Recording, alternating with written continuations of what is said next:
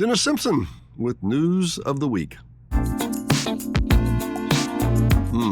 It's been an issue. So last Sunday night, the Sunday night before Memorial Day, my nose is itching, something serious, sorry.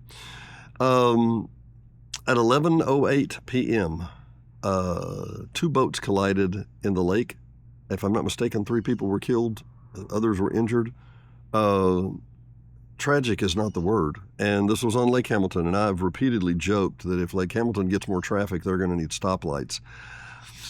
And that's a joke, but it ain't funny. And I've made note also, 2 to 3 people a year die on Lake Hamilton. I don't know what the total number is now, but Lake Hamilton is what I would call a city lake. Lake Ouachita is completely wild and natural. There's no homes built around it. There's no seawalls. A wave goes into the side of the lake shore. It dissipates. It slowly goes in the gravel and it dissipates. When a wave is generated in Lake Hamilton, it hits a seawall and gets kicked back out and back out and back out and back out, and it just gets over and over and over. And then we have barges that have fireworks shows that are great. Late at night, 8:30, 10, something like that, and then people are still on the lake with no lights, with no visual indicators, and then they literally run over another boat. The investigation is ongoing, but it's tragic. It's absolutely tragic. And as I say, Lake Hamilton can be a very dangerous place. It's a pretty good-sized lake, but it can be a pretty dangerous place too. Other news, I filmed a helicopter out behind Cranford's or Brookshire's, and they had some kind of spraying utensils. I don't know if they were spraying the power lines over here or if they were getting ready to spray herbs, bushes, lakes for algae. I don't know. We're going to find out. Last week, what's the environmental quality? It's the Arkansas EDQ, the EDQ, Environmental Quality Division or whatever. Basically, they made a notice that this lake here behind us had toxic algae in it. This lake, another one in Stamps, Arkansas, and another one in Cherokee Village, which is ironic because that's another Cooper community. But they had an algae that was toxic. So there's a big old sign down here at the on-ramp that says, "This algae exists, you can, da-da-da." Well, if you read the real content, not just the headlines that scream and holler, death, dismemberment, blah, blah, blah, blah, blah, you realize it says, don't come in contact with it. And if it does, wash off and avoid it and whatever. Diane and I saw some clumps of some algae down at the beach 3 weeks ago. Don't think anything about it. It's a natural lake, people. We're not putting chlorine in here, right? It's you got to live with the nature, right? That said, my next door neighbor, whose name I will not reveal, but he knows who he is, said his kids came out and had a fantastic time last week because everybody else was scared off. It's not in the middle of the lake. It's not at the beach. It's up in the coves. And I can't believe that the huge rains we had the last few weeks haven't dispelled some of that and displaced it. I even don't know how often they test for it. I do know that I put a call into Mr. Matt Broom, Director of Operations, and never got a call back as to what exactly was going on and wanted a breakdown on part of it. I suspect part of it is that they actually have to publish notice that says, hey, we found it in this lake. Beware, be cautious. It's a cynoplasm. I'm getting that wrong, I'm sure. Anyway, it's a organism that grows and can make toxins, but it doesn't pollute the whole lake. I mean, there's 210 acres of it, people, and if I've seen anything bigger than a golf ball in the entire summer, that would be super rare. So anyway, all that said, and some of you are going to call me foolish and silly. Maybe I got some on my nose. Maybe that's why my nose is itching. Going to have a show with the Good guys. Actually, over at the Woodlands, they're going to premiere some of the YouTube shows. So let me explain where we are. Excuse me. The largest growth in the last 18 months in YouTube has been in people over 55. Let me repeat that. The largest growth in viewership of any demographic on YouTube in the last 18 months has been people over 55. They're tired of paying for exorbitant cable. It's usually pretty much the same shows over and over and over. And everybody's streaming. You have to sit and wait for the show to come on at 6:30 on Friday night on Discovery or whatever. Not worth it. So people are flocking to YouTube.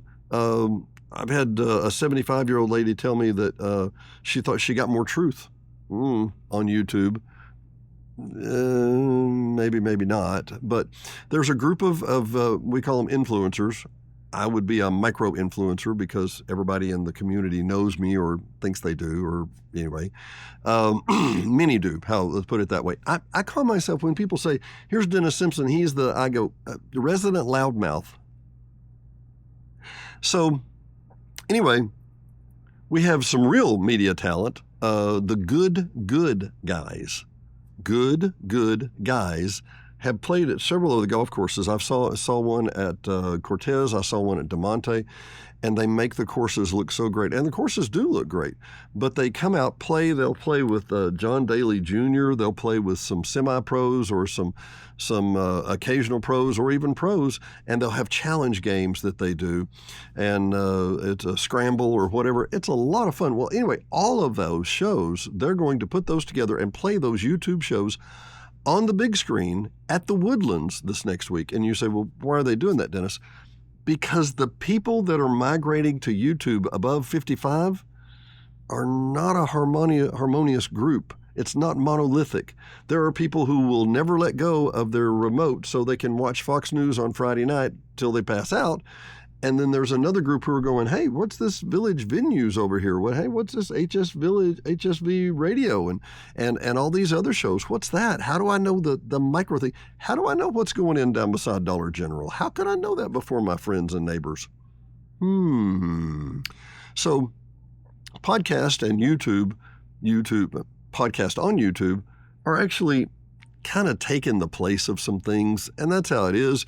I think part of this is that they literally want to gather everybody in a room together, explain to them what YouTube is, explain to them what good is, explain to them how these formats work, explain to them these shows, these podcast shows, serialized shows, typically many times, that you can see for free on YouTube and learn about what people are coming to the village and playing and talking about. Because, my friends, let me put this to you.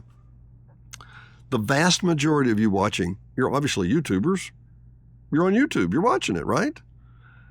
The number one media personality that you probably have never heard of is a guy called Mr. Beast. It's Jimmy Dunnigan, okay? And Jimmy has these contests. So he started on YouTube making YouTube channels, right? YouTube shows, right? Yeah. Mr. Jimmy signed a contract with Amazon for $100 million to make a series of these shows. $100 million. Mr. Jimmy, in the last month, 30 days, has gained 11 million subscribers. Gained 11 million subscribers. He now sits at 254 million subscribers. Well, that's more than the population of Canada and Russia put together. 330 is America, so I guess he's moving toward to having everybody in America subscribed at least, but he's around the world, of course. But in the last 30 days, he's had 1.6 billion views. 1.6 billion people have clicked on his views and watched it. I asked Kevin Meacham, good friend of mine, works at the THA. I asked him, I said, you've got, teens at home. Do they watch cable TV? He said, never. Everything they watch is YouTube. And Mr. Jimmy Dunnigan, Mr. Beast, he's one of them. He's actually, what did they say, in 2026, he's coming out, I think he's coming out with his own smartwatch or phone or something in 2026. The guy's a real entrepreneur. He actually was one of the bidders for TikTok, but I don't, for whatever reason, they didn't take him seriously enough or whatever, but a very entrepreneurial kid, good guy. I'm really not so concerned about teens watching hundreds of hours of YouTube videos. I'm concerned that we don't know who these people are and we haven't vetted them in any way. Mr. Jimmy, good guy. Good guy by all appearances. Never a foul word, never an inference, never a whatever, very G to PG. Really, really good guy. Don't know that we can say that for everybody else out there, all the other YouTubers out there. You see what it takes me to produce. Hey, I'm a guy and a camera and a light and a lake. Hey, how hard can this be? But I'm concerned for our youth. When we're all sitting in the same room watching the cable channel together and a interesting discussion comes up, there can be parents in the room to guide that discussion. But when everybody takes their own little tablet and walks off this way and goes into the dark and reads their own stuff, that's kind of harder to do. Opinions are made in the darkness as opposed to in the light. Yeah.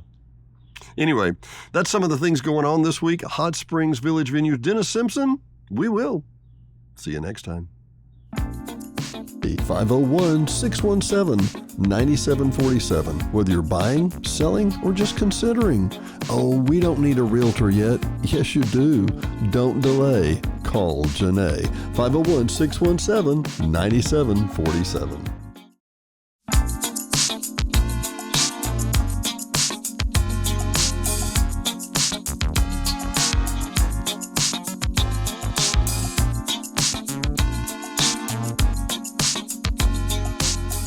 Hot Springs Village Venues is brought to you by KVRE at 92.9 and streaming worldwide on iHeartRadio. KVRE is your family-owned local hometown radio station, so be sure and tune in for live local programming, news, sports, and information every day at 92.9. HSV Radio.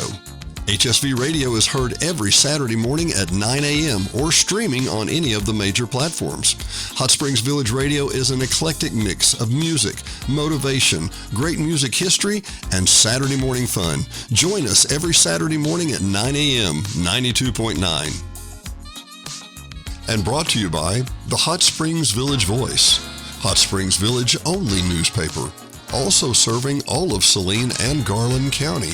Your local newspaper for local events. No one else has more local news than the Hot Springs Village Voice about the Hot Springs Village area. Sign up today at hsvvoice.com or call 501-623-6397. Again, that's 501-623-6397. Located at 3576 North Highway 7 in Hot Springs Village, Arkansas, just in front of Walmart.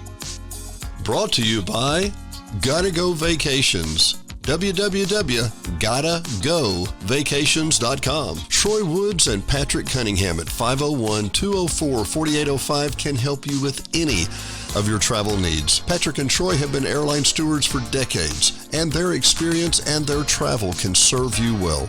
GottaGoVacations.com, again, that's GottaGoVacations.com, can help you book the perfect tour for you. Whether it's a riverboat cruise up the Mississippi or the Rhine, these guys are who you need to call. 501-204-4805. Troy or Patrick, 501-204-4805. GottaGoVacations.com. D&D Village Properties. Hot Springs Village only short-term rental with over 2,100 five-star reviews. All properties are lakefront. They include complimentary kayaks, hot tub, pet-friendly, and a stunning view of the lake. Visit DD Village Prop today for your vacation getaway.